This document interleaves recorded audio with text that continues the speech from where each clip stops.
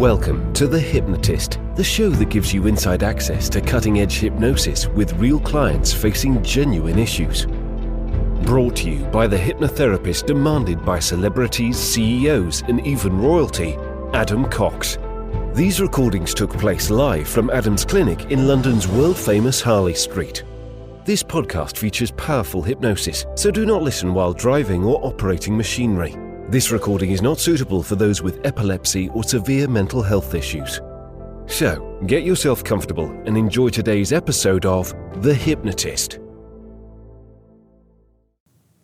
Hi, it's Adam here, and in this episode of The Hypnotist, you'll be listening to an alcohol reduction hypnosis session, and it was created for a client that was going through a period of uncertainty in between jobs, and that was weighing on their mind. And alcohol was being used as a coping strategy to deal with the anxiety and worries and feelings of overwhelm as to what the future may bring. But in doing so, what quite often happens is that alcohol is a very tempting, almost illusion of a fix. And actually what can happen is that it deprives the ability to think of solutions to problems. Because if you suppress the emotion of anxiety or worry, and the anxiety and worry is actually trying to do something helpful for you, it's trying to give you a sense of there's something you can do to prepare for a future event to mitigate risk. And if you just drown out that noise, it deprives the ability to think about how to solve an issue. So you're going to hear a metaphor where solo drinking, so drinking on your own, or drinking to deal with emotional overwhelm, is actually perceived to be in this hypnosis session as risky as kind of getting too close to the edge of a cliff. That it can lead to a detrimental, even a devastating outcome, and it certainly can do for certain people. But also that the kind of drinking that may take place in social situations in moderate amounts is no issue at all. So it leads to a frame to kind of see it as a trap in certain circumstances, but also to perceive that actually by feeling resourceful and harnessing their intuition, by being willing to sit with their emotions, it creates the possibility of an epiphany or a eureka moment. And you'll hear a reference to the Archimedes experiment where he figured out displacement of water, which led to the phrase eureka. So there's a few things happening in this hypnosis session. Of course, it was created for a unique situation of an individual that was in a high pressure moment. But the essence is drinking too much, particularly to manage things like anxiety, rarely helps and often makes things worse. And if that seems to fit where you're at right now, I think this hypnosis session will benefit you. If you're looking for something a bit more bespoke or unique, you can click the link in the show notes, schedule a free consultation call to explore working with me directly, but you might find that this session is actually quite helpful. So find a quiet, comfortable place where you won't be disturbed, relax, and enjoy the session.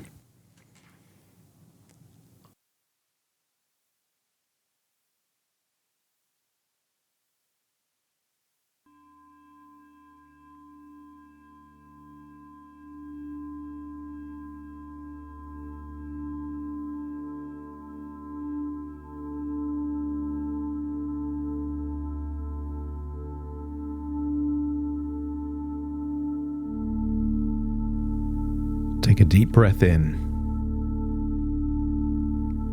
As you breathe in a resourceful feeling of calm and relaxation.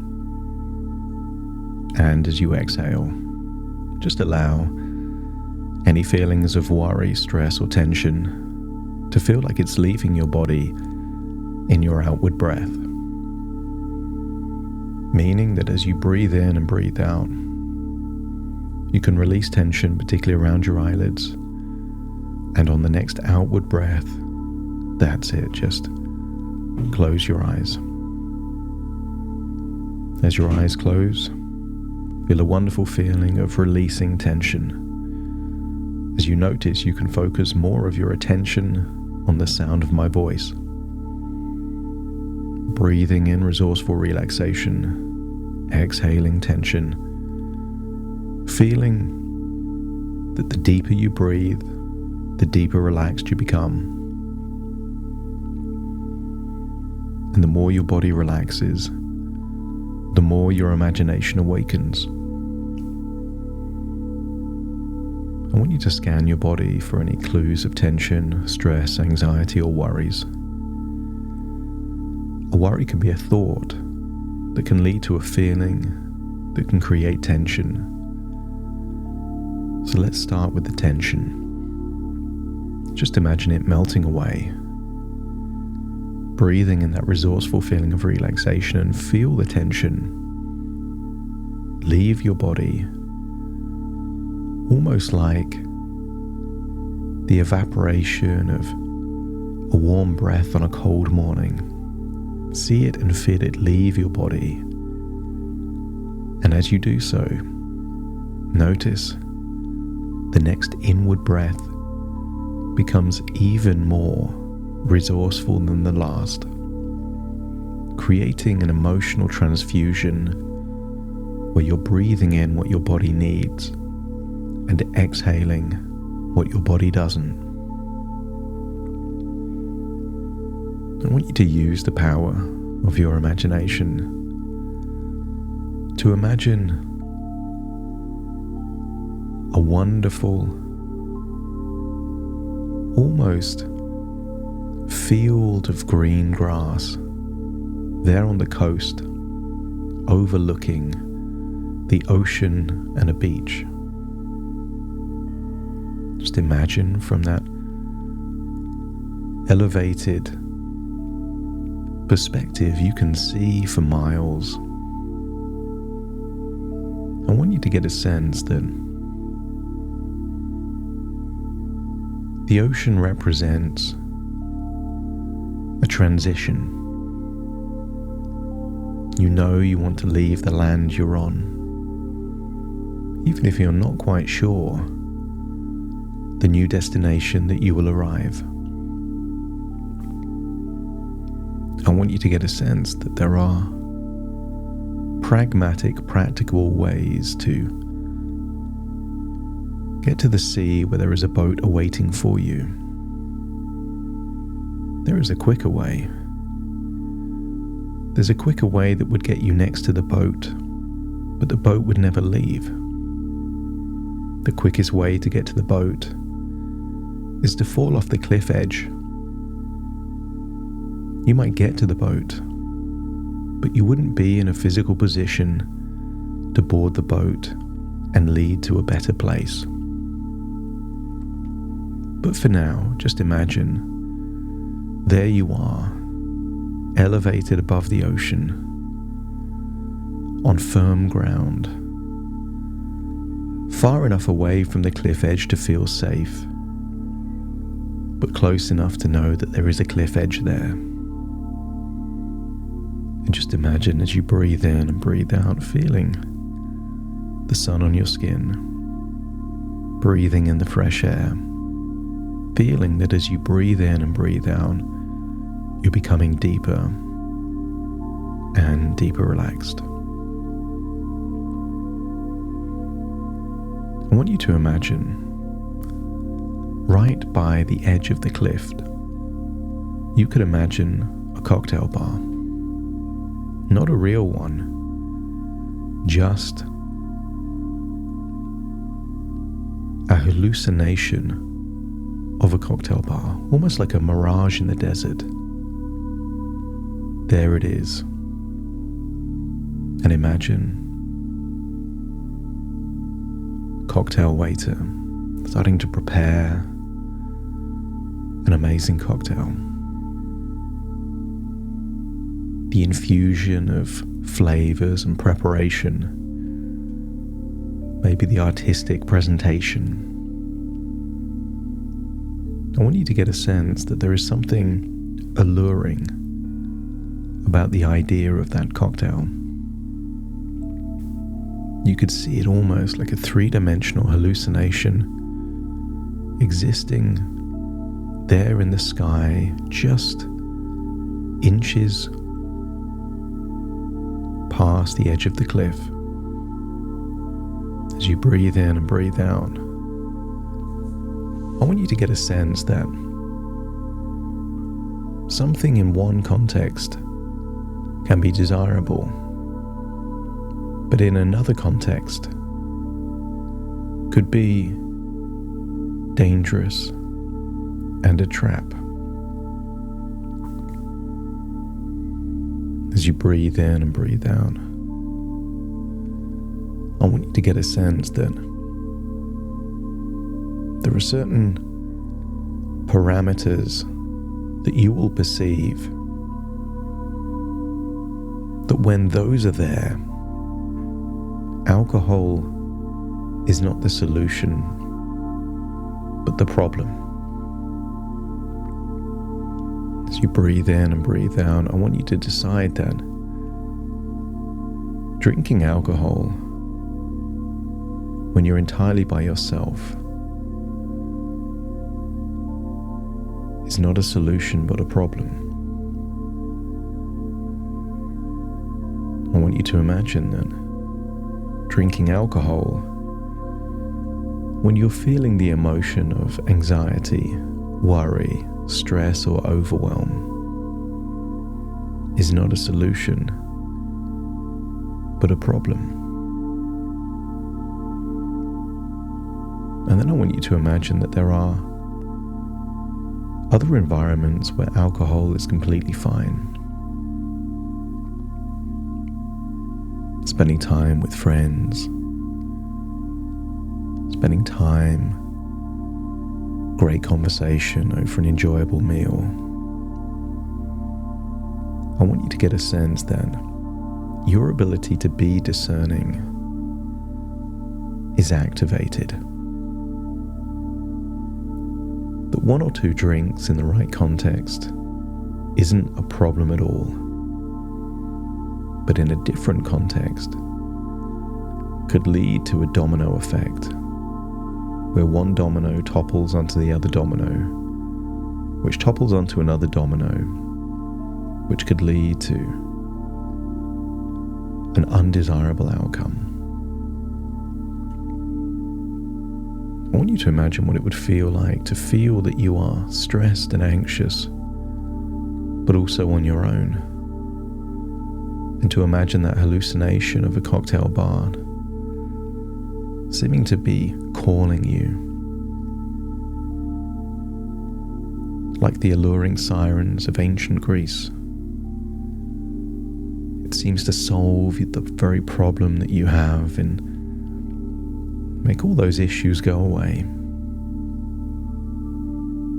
As you venture towards that cocktail bar, you ignore that you're getting closer to the edge of a cliff. You're seeing the colors of the cocktail. You're seeing the presentation, the shakes, the spins, the color of the glass, the smell, and feel that you're getting closer and closer to that hallucination right there over the cliff edge. That if you're on your own and feeling worried or stressed, even the first drink is a trap. As you get closer, you get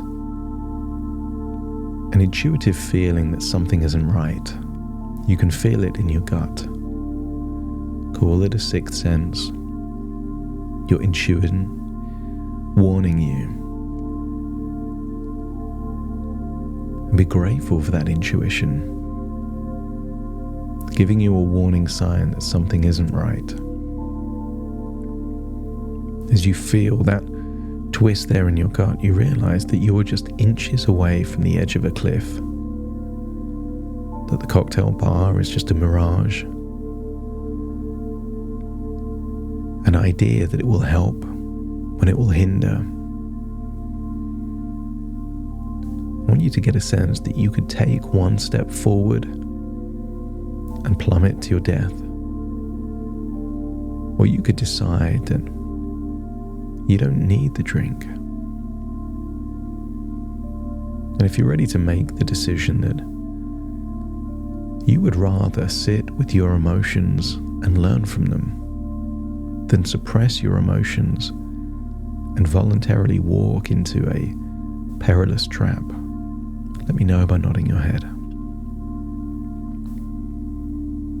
I want you to feel that from this point onwards, when you're alone and feeling intense emotions,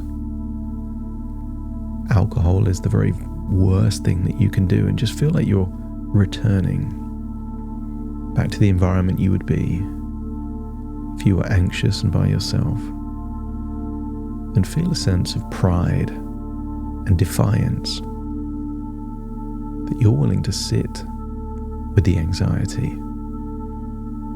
to sit with the stress, to feel the discomfort, knowing that this will activate the very resources internally that starts to work on a solution.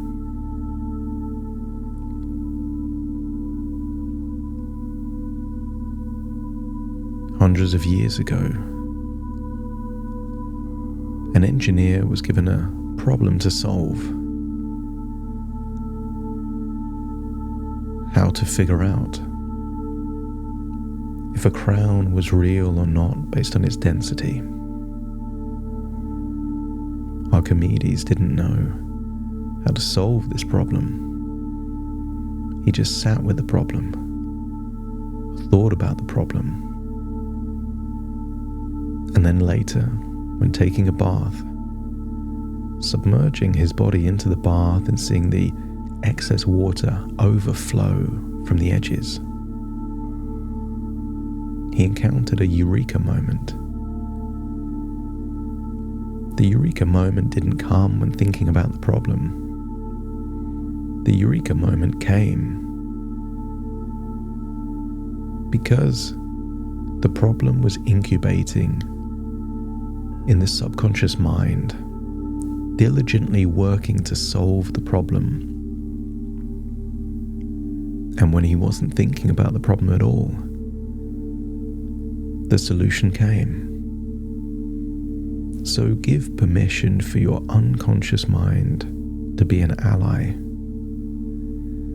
The more that you're willing to sit with the anxiety and the stress, the more motivated your subconscious mind will be to find a solution, to give you an epiphany, your very own eureka moment where, of course, everything makes sense now. But you will never experience the epiphany staring into a cocktail glass.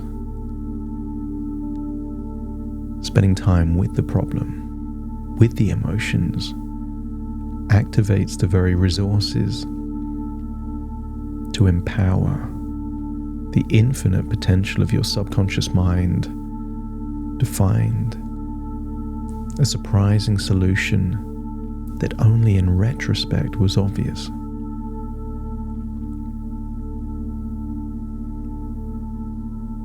Rather than falling off the edge of a cliff, you decide to trek down to the shore. And you could see the waters as a cause of anxiety and stress. Or you could see the waters as an adventure, a voyage into the unknown. And I want you to feel courage and defiance and confidence as you board that boat, going into the waters, knowing that what you've done for other people, you can do for yourself. That you've overcome adversity in your life, and this is just yet another time of adversity. That you have all of the resources necessary to navigate this boat to a more desirable destination. There may be periods of a storm, maybe periods of fierce winds or no winds at all. But trust in your skills, experiences, all the attributes and qualities that made you valuable to someone else to enable you to steer this boat, not to the first shore that you find, but to the most desirable shore that you find. I want you to feel that your resources mean that you can spend a long time on this boat. Feel the boat is full of food and water. Feel that the more food and water you have on the boat, the more time you have to explore different islands and lands until you find the very best one for you to then, when the moment is right, leave the boat and find that new desirable destination. And realize that if you were spending time at that cocktail bar, you would never have boarded the boat, never have ventured to new lands and realms. That right now, this period of your life is not a problem, it's a quest. And you are unlocking all of the resources, the courage, the faith, the confidence, the self-belief to relish this quest. And you will know you've achieved your quest when you found the ideal place for you to depart your boat. The sirens luring you to the rocks, luring you to the cliff edge, no longer tempt you because you see them as the danger, not the solution. As you breathe in and breathe out, feel like you're returning to the present with a sense of clarity. Alcohol is not the problem, because alcohol is fine in a social setting in moderate amounts. It's only a danger when you're on your own with heavy emotions. That's the cliff edge that you get to avoid. As you return to the present with that clarity, strategy, and self-belief, take a deep breath in through your nose and out through your nose. Wiggle your fingers, wiggle your toes, feel connected to the present moment.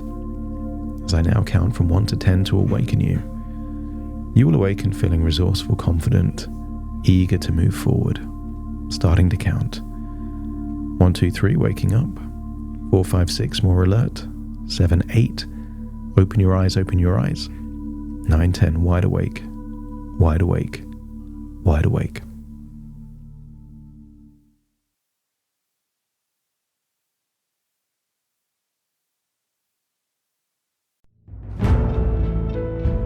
Thank you for listening to The Hypnotist with Adam Cox, the show that gives you inside access to cutting-edge hypnosis with real clients facing genuine issues. To automatically receive the latest episodes, please subscribe. If you'd like to support the show, please share this episode with just one friend you think it could help. And if this episode helped you, please leave us a 5-star review.